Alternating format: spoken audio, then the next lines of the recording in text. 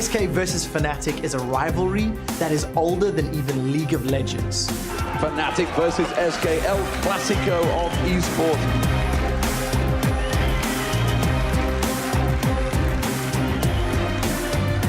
Fnatic lost 4 members of their team. People didn't expect Fnatic to show a strong playstyle. We see the right of the arcade. Shots coming out. Flash boomerang. The third one gets a double kill. For Bivin, you are here. Fnatic are our big rivals this season, it seems. They're just looking really good in every lane. Huni goes 4-0. He just doesn't want to die. If they beat SK today, suddenly everything is open regarding the top spot. I'm looking forward to see what they can do.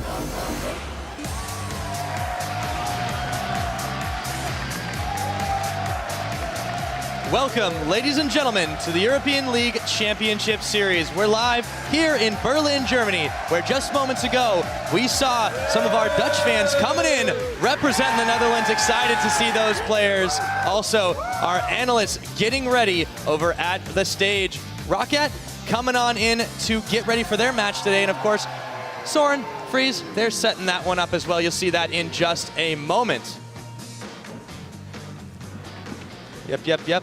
There we are. That's those guys. And now, I am Devin Pyrotechnics Young. Beside me is, of course, Martin Deficio Linga. We'd also like to wish you guys a happy Lunar New Year to anyone who's celebrating today as we kick off Week 5 of the Spring Split starting right now. Yeah, and what a week it's going to be. We have El Clasico later today, Oh, yeah? Fnatic versus SK Gaming, and of course Unicorns of Love and H2K going to be the last game where we're going to see who can actually break into the top 3 spots. Indeed, we will. Now let's go ahead and catch up quickly with a look at those standings. Over in first place, SK Gaming still reigns undefeated, 8 wins, 0 losses. Fnatic, though, behind them, 6-2. And of course, the Unicorns of Love have now separated themselves from the herd after a 2-0 performance last week, springing into third place. Yeah, and further down the table are the Copenhagen Wolves, who are tied with a rising H2K and a sliding Element, sadly for them. And then Gambit have actually bounced back from a rather poor start to the season, 3-5 now. Sadly, Nick, he's out for this week. He's sick.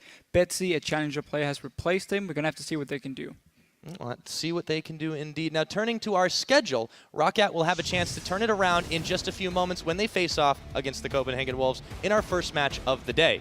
And later on, as we said before, we'll have our very first El Clasico match of the 2015 season between Fnatic and SK Gaming. Then the Unicorns of Love will lock horns with H2K in a decisive head-to-head as both teams look to climb further up the tables. Yeah, and the first time we really get to see which team can be consistent, because they keep winning, then suddenly they randomly lose a game here. They gotta get on track and just keep getting these wins here if they want to be a good and a top. Want to be a top team here in Europe. Yeah, it's also you a good definitely team. have to make sure you're consistent and you're consistently good. Now, with the halfway point of the Spring Split upon us, we want to know what you guys think at home. Tweet us at LOL Esports. Let us know what team has surprised you the most so far this split and why. What about you, Deficio? I mean, a lot of people are going to say Fnatic because 4 new members, nobody expected them to be a top team, but I'm actually looking at Copenhagen Wolves because I saw the roster change with Freeze for Woolite. I didn't really know what to expect because they had been a bottom team this season before. But they actually come in here and found a tactic that really works. Soren has stepped up in the mid lane as well. So I feel like Copenhagen Wolves has surprised me quite a lot. And actually now sitting in the middle of the table where they belong. Well, indeed. Now, we want to know after his question, or after his response, what you guys do think, of course. And you can even agree with him as well. Remember to send your responses to @LOL Esports. Use that hashtag LCS so we can share them with our analysts later on in the show. And if your tweet gets read on air today, we'll go ahead and send you a Firecracker Jinx skin. Explosive. Not bad. Yeah. Now for a quick look at the league as the playoffs start to loom on the horizon. SK once again remaining undefeated here. They have a chance to tie Fnatic's 9-0 win streak from Spring Split of 2013, quite a while ago, against that very same team today. Yeah, really going to be a crazy game. The 2 best teams we have here, nobody's been able to beat SK so far. Elements came fairly close, I think we can say, but then SK just turned it around, and we have to see if Fnatic has anything prepared for them. And then obviously, again, we have to see Unicorns of Love and H2K, because they are looking better and better. They play each other last game of the day here. And I really want to see which team can pull ahead and just become the team we want them to be, because they look so good, and then the next week it just completely crash and burn for them. And again, they have players like Power Vivo, Oduamne, and Lulex for H2K as well. There's a lot of good players.